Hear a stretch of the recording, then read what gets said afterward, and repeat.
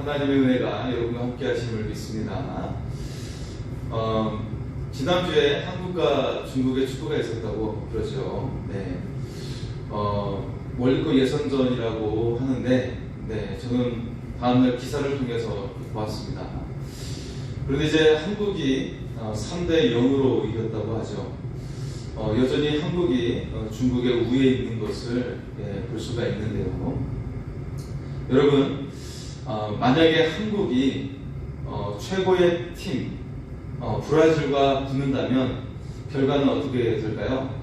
예, 정반대의 결과가 나올 겁니다.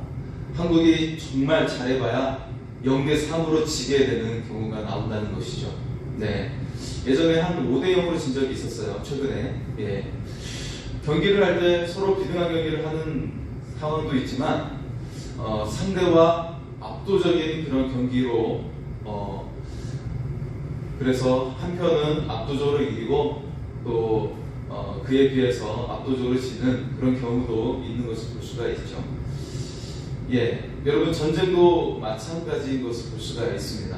강한 상대를 만나서 힘없이 쓰러지는 싸움도 있는 것을 볼 수가 있어요. 자, 오늘 본문은 서로 싸우거나 경쟁하는 그런 대상은 아닙니다.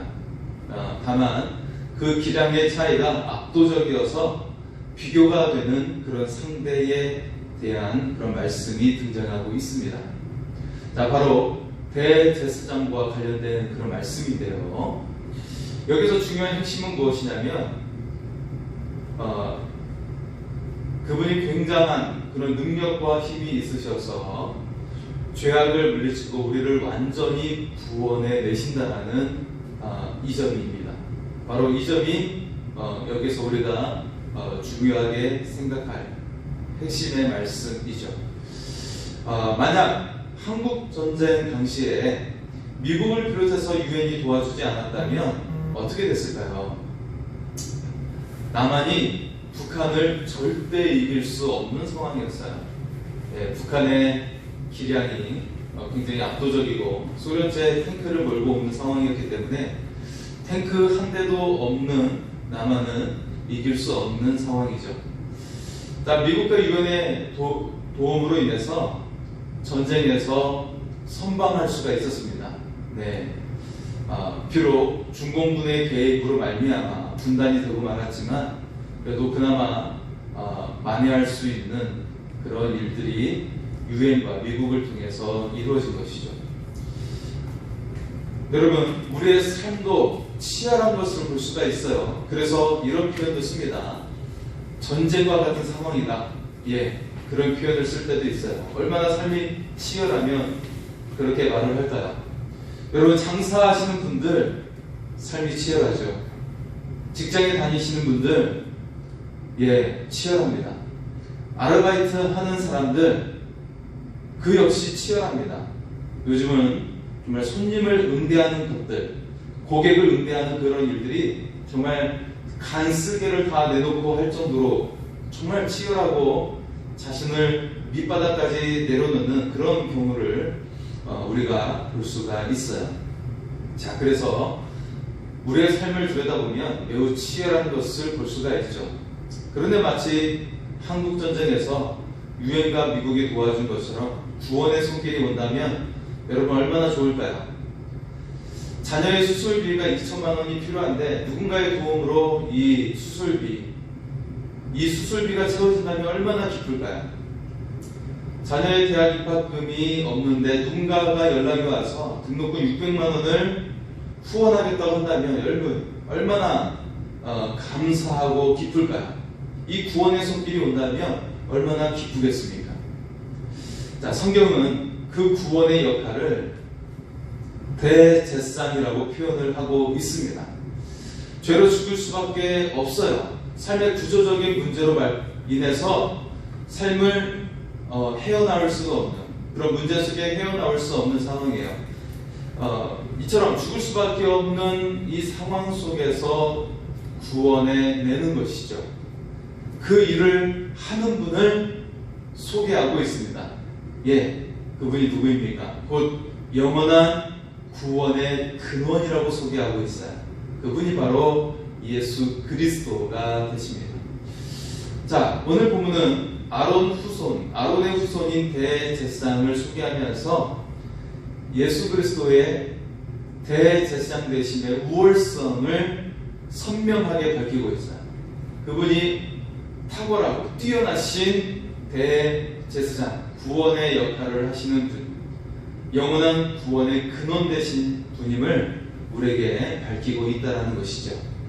자, 오늘 먼저 첫 번째 내용을 보면 아론의 대제사장들에 대해서 소개를 하고 있어요.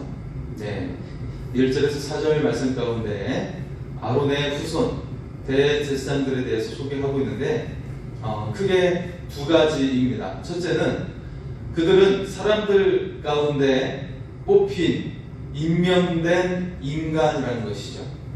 사람들 중에서 뽑혀서 임명된 그런 인간이에요. 자, 그러면서 그들이 해야 될 일은 무엇이냐면 죄를 사해주는 속죄 제사를 드리는 역할을 감당했다는 것이죠. 바로 그런 한계 가운데 대제사장으로서 불완전함이 있는 거예요. 왜냐하면 자신의 죄를 위해서도 속죄를 해야 되기 때문에 굉장한 불완전함이 있는 것이죠. 두 번째 아론의 제사장은 부르심이 있어야 했죠. 물론 이 부르심의 주체는 하나님이십니다.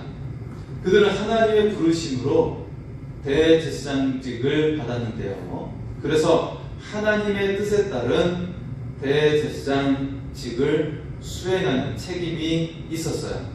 네, 이 두 가지 역할이 우선은 아론의 대제사장들이었습니다. 자, 5절 이하의 말씀은 영원한 구원의 근원 되신 예수님을 소개하고 있어요. 네, 자, 영원한 구원의 근원 되신 예수님. 자, 이 예수님이 역할이 대제사장 되심을 소개합니다. 인간 대제사장들과 근본적인 차이가 있다는 것이죠. 그래서 그 특징을 한마디로 말하면 영원한 구원의 근원이 되신다는 거예요. 자, 아론의 제사장들은 매해마다 드려지는 속죄제, 모든 백성들의 이 나라의 모든 죄를 용서해달라고 구하는 대속죄일이 있었고, 또 때마다 절기마다 드려지는 그런 속죄제와 그리고 화목제, 여러 가지 하나님께 올려드리는 제사가 있었습니다. 이 일들을 주관하는 자가 대제사장이었죠. 이것을 거듭 반복해서 해야만 했어요. 그런데 예수님은 영원한 구원의 근원이 되셨습니다. 왜 그렇습니까? 주님의 단 한 번의 그 십자가의 희생으로, 십자가에서 그 피 흘리심으로, 그 죽으심으로 친히 그분이 제물이 되셨고, 또 하나님과 우리를 화목하게 하여 주셨다는 거예요.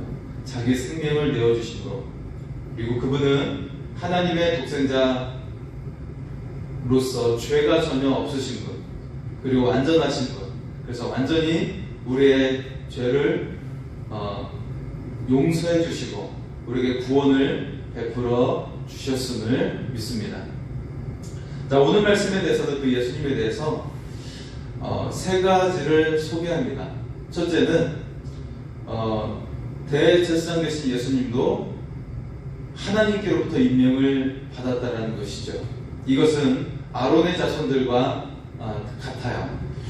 자, 5절의 말씀을 보면요, 5절 말씀입니다. 또한 이와 같이 그리스도께서 대제사장 되심도 스스로 영광을 취하심이 아니요 오직 말씀하신 이가 그에게 이르시되 너는 내 아들이니 내가 오늘 너를 낳았다 하셨고, 네, 예수님도 스스로 제사장이 된 것이 아니라 부르심을 받았어요. 임명이 된 것입니다.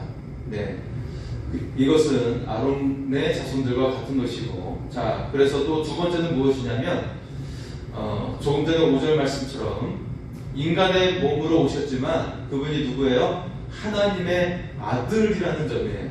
여기서 이제 차이가 명확하게 선명하게 나오게 되는데, 예수님이 모든 인류를 영원한 구원으로 이끄시는, 그래서 하나님의 아들이 되심으로 말미암아 모든 인류의 구원을 영원히 이끄시는 분이 되셨어요. 네, 여기서 큰 차이가 있죠. 또 세 번째입니다. 세 번째는 예수님은 멜기세덱의 반차를 따라서 대제사장이 되신 분이라고 소개하고 있죠. 6절의 말씀을 볼까요? 6절입니다.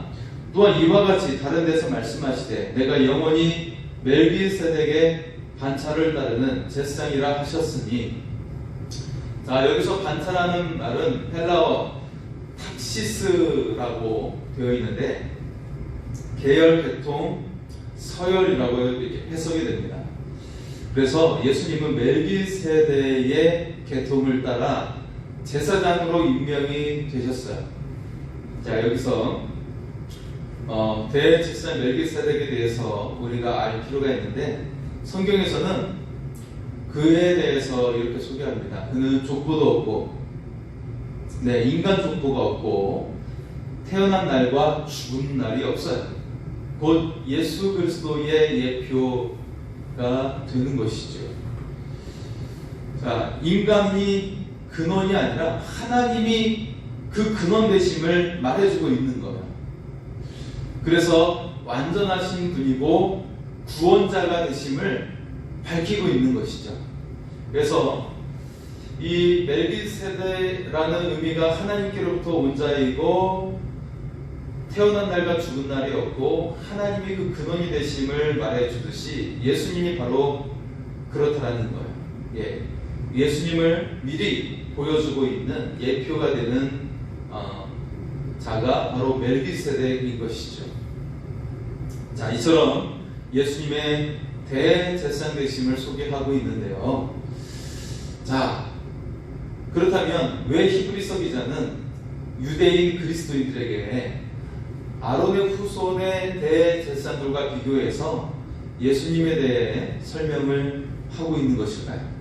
네, 그것은 유대 그리스도인들이 민족 종교, 유대교의 굴레에서 벗어나지 못하고 있는 거예요. 그래서 여전히 예수님은 역시 사람에 의해 태어난 거 아니냐, 그가 천사나 혹은 대제사장보다 뭐 높을 것이 무엇이 있겠느냐, 그런 애매한 생각들을 가지고 있었던 것이죠.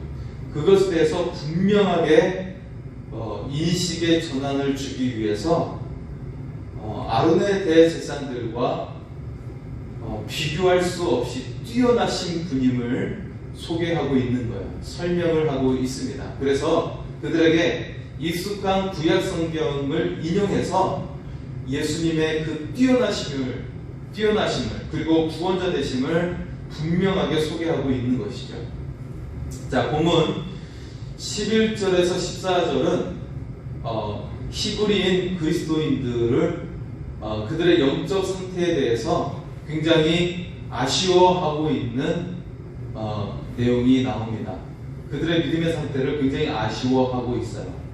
자, 11절의 말씀을 보면 멜기세덱에 관하여는 우리가 할 말이 많으나 너희가 듣는 것이 두나무로 설명하기 어려우니라. 여러분, 멜기세덱은 구약에 딱 한 번 등장하죠. 예, 바로 아브라함이 소돔과 고모라의 그 전쟁에서 승리하고 거기서 사람들의 목숨을 구해내게 돼요.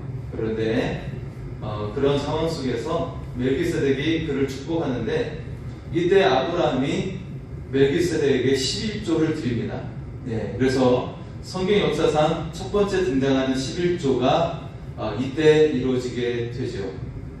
자, 멜기세덱에 대해서 성경은 샬롬의 왕, 즉 평화의 왕이라고 소개하고 있어요. 그리고 율법이 공포되기 이전의 인물, 그러니까 율법을 능가하는 인물이죠. 그리고 그리스도의 제사장직을 완전함을 상징하는 그런 인물로 그렇게 드러나고 있습니다. 자, 아브라함이 떡과 포도주를 가지고 그를 맞으러 나가는데, 이때 창세기 14장 18절은 그에 대해 이렇게 설명을 덧붙입니다. 그는 지극히 높으신 하나님의 제사장이라, 네, 소개하고 있어요. 자, 히브리서 기자는 이처럼 신비로운 멜기세덱을 더 소개하고 싶지만 하지 않겠다는 거예요. 왜냐하면 너희의 귀가 둔해져서 이제 받아들일 수 없다는 거예요. 영적으로 둔해져 있기 때문에 너희가 받아들일 준비가 되어 있지 않다라는 것이죠. 그래서 더 소개하지 않겠다라고 말하고 있습니다. 자, 그래서 너희의 귀가 둔해진 실상을 이어서 폭로하고 있어요. 자, 12절의 말씀을 볼까요? 굉장히 중요한 말씀인데요. 12절입니다. 때가 오래되었으므로 너희가 마땅히 선생이 되었을 터인데 너희가 다시 하나님의 말씀의 초보에 대하여 누구에게서 가르침을 받아야 할 처지이니 단단한 음식은 못 먹고 젖이나 먹어야 할 자가 되었도다. 자, 너희의 상태가 어린아이와 같다라고 책망하고 있어요. 예. 자, 여러분 지난 주일에도 요한 1서에서 우리 신앙의 단계에 대해서 사도 요한이 우리에게 소개를 했죠. 어린아이의 단계, 그리고 청년의 단계, 아비의 단계에 대해서 우리에게 설명을 하면서 세상과의 교제를 단절하라고 우리에게 요구했어요. 성경은 우리에게 그렇게 요구하고 있고 우리에게 또 도전하면서 주시는 말씀은 그리스도의 장성한 분량에 충만한 데까지 자라라고 우리에게 도전하고 있었습니다. 여러분, 그리스도의 장성한 분량에 충만한 데까지 자라고 있습니까? 이것은 우리 모두에게 주신 주님의 명령이에요. 네, 이것은 우리가 죽는 날까지 이루며 나갈 수 있기를 소원합니다. 자, 그런데 오늘 말씀에 너희의 상태가 어떤 상태로 이야기하고 있어요? 어린아이의 상태도 아니고 갓난아기 상태라고 매우 심하게 이야기하고 있어요. 자, 만약 너희가 정말 영적으로 성장했다면 이제 다른 사람들을 가르치고 중보기도 하고 또 그들을 영적으로 세워주는 교사가 되어 있었을 거라는 것이죠. 네. 아직도 초보적인 위치에 있으면서 듣기에 좋은 말씀만 품는다는 거예요. 달달한 말씀만 품고 있다는 거예요. 그래서 조금 거친 영적 성장과 제자 삼는 말씀을 소화시키지 못하고 있다는 것이죠. 이것이 바로 너희가 갓난아기라는 증거라고 말하고 있어요. 네. 따라서 말씀을 잘 받아들이도록 너희는 성령의 도우심을 항상 받아야 된다라고 말씀하고 있는 것이죠. 그래서 내가 영적 성장으로 충만하고 제자 삼는 일을 해나가는 진정한 성장, 진정한 성숙을 이루며 살으라고 말씀하고 있는 것이죠. 자, 이제 너희는 죽음 행실을 벗어나라 라고 우리가 말씀합니다. 그리고 하나님을 향한 믿음을 가지고 성숙한 경지로 나아가라고 말씀하고 있어요. 여러분, 이것이 우리에게 주시는 진리의 말씀입니다. 만약 예수님이 지금 우리 시대에 계신다면 우리에게 말씀하고 계시는 거예요. 이제 부드러운 음식 그만 먹고 단단한 음식도 소화를 시켜라 라고 우리에게 말씀하실 거예요. 네. 그러면서 주님과 더 깊은 교제 속에 주님을 전적으로 신뢰해서 믿음의 모험을 단행하라고 예수님은 우리에게 도전하고 계실 겁니다. 자, 이것이 바리새인이 말하는 율법과 굉장히 다른 내용입니다. 겉으로 경건함을 유지하고 그런 모습이 아니라 정말 예수님을 전적으로 신뢰하고 믿어서 믿음으로 도전하라고 말씀하고 있는 거예요. 그리고 내가 너를 사랑하는 것처럼 너희도 다른 사람을 정말 진심을 다해 사랑해서 그들을 제자 삼으라고 말씀하고 있는 거예요. 네. 자, 오늘 말씀에서 우리가 반드시 기억해야 할 두 가지가 있습니다. 그것은 예수님께서 우리의 구원을 위해 희생하셨다는 거예요. 자, 그 말씀이 오늘 두 부분에 걸쳐서 등장하고 있는데요. 첫째는 주님께서 심한 통곡과 눈물을 흘리시면서 강구와 소원을 올리고 계신다는 거예요. 여러분은 누군가를 위해서 눈물을 흘리면서 통곡하면서 기도한 적이 있습니까? 최근에? 그냥 말로만 사랑한다고 얘기하고 눈물로써 통곡하며 기도를 잃어버리지는 않았습니까? 자, 주님은 통곡하며 심히 애통하는 마음으로 기도하고 계심을 오늘 말씀에 소개하고 있어요. 7절의 말씀을 볼까요? 7절입니다. 그는 육체에 계실 때 자기를 죽음에서 능히 구원하실 이에게 심한 통곡과 눈물로 간구와 소원을 올렸고 그의 경건하심으로 말미암아 들으심을 얻었느니라. 여러분, 이 말씀을 간단히 보아서는 안 돼요. 예수님은 우리의 구원을 위해 자신의 모든 삶을 경건함으로 이루어 가셨고 우리의 구원을 이루시기 위해서 통곡과 심히 애통하는 마음으로 눈물을 흘리시면서 간구하고 소원을 올려드렸다는 것이에요. 우리가 진실로 누군가를 사랑한다면 눈물을 흘리면서 기도할 수 있기를 원합니다. 여러분, 그냥 드라마 보면서 눈물을 흘리는 것이 아니라 정말 내 가까이 있는 사람들을 그 영혼을 사랑하는 마음으로 애통하고 통곡하면서 기도하고 그 영혼을 위해서, 그 미래를 위해서 우리가 먼저 기도로 올려드릴 수 있기를 원합니다. 이것은 하나님께 올려드리는 향로예요. 향로. 향로가 되어서 그 하나님이 그 향기를 받아주십니다. 그 우리의 기도 향기를 받아주셔서 응답해 주십니다. 주님께서 그 영혼을 만져주시고 그 인생을 만져주셔서 구원의 자녀가 되게 할 뿐만 아니라 그 인생을 아름답게 만들어 주시는 줄 믿습니다.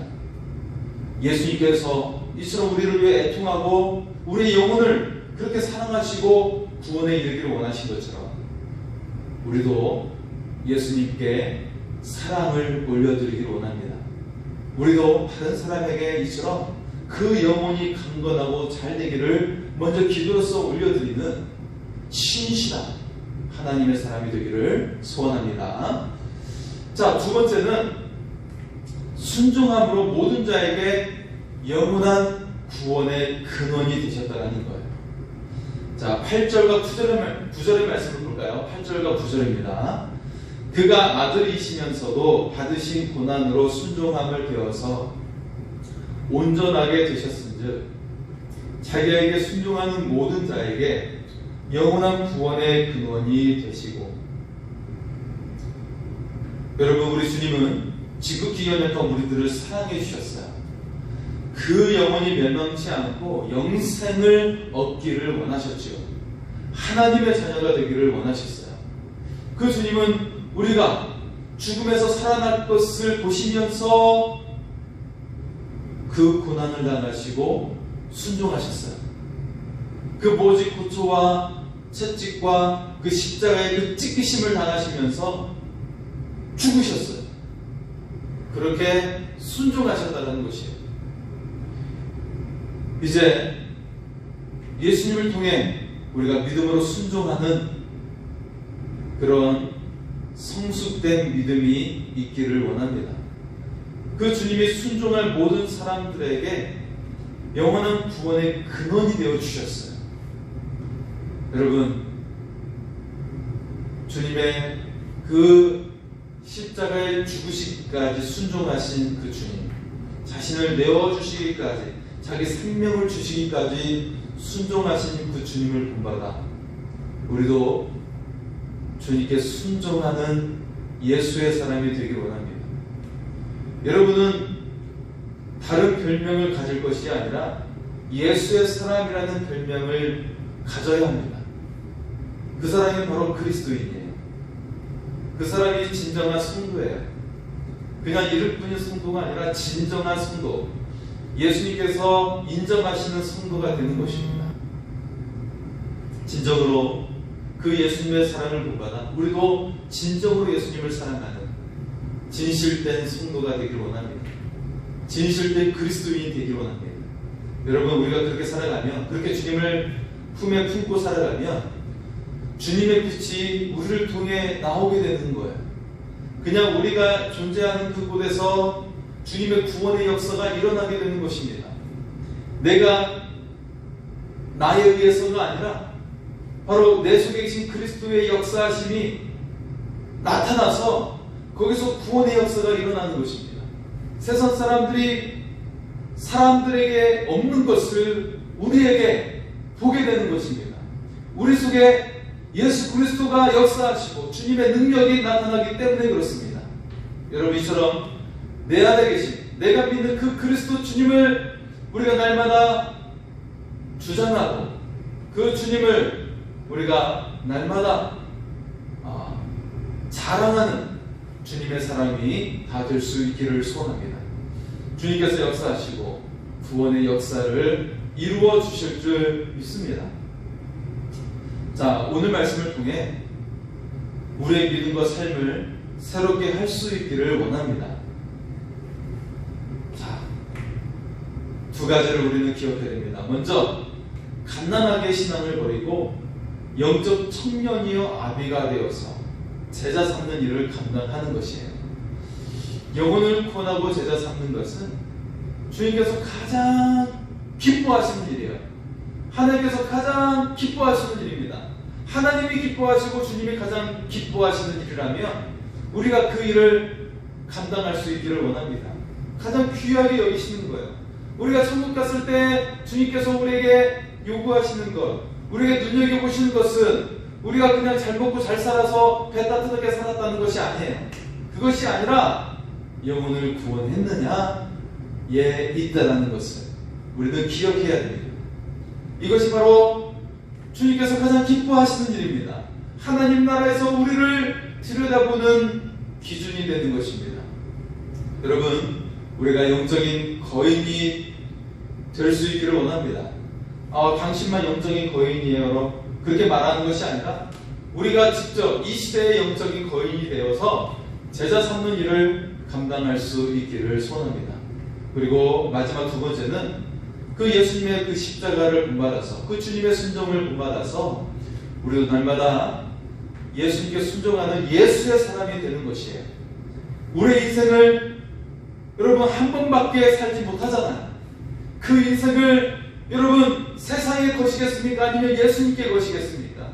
기왕이면 우리의 이 한 번 주어지는 귀한 인생을 예수님의 기쁨이 되고 영광이 되어 살아갈 수 있기를 원합니다. 여러분의 귀한 인생, 여러분 가장 좋은 선택을 우리가 하기를 소원합니다. 인생에서 즐거운 것을 다 누려도 좋겠지요. 그런데 가장 큰 기쁨이와 영광은 주님의 기쁨이 되는 인생임을 기억할 수 있기를 원합니다. 주님이 가장 기뻐하는 삶을 살아갈 수 있기를 원합니다. 날마다 주님께서 기뻐하시는 그 삶, 주님의 영광이 함께하는 삶, 그래서 주님께서 높여주시는 삶, 그런 존귀한 삶이 될 수 있기를 소원합니다. 하나님께서 여러분을 사랑하십니다. 우리 시간에 찬양하실 때 약할 때 강함 대신에, 찬양지 38번 약할 때 강함 대신에 같이 찬양하겠습니다.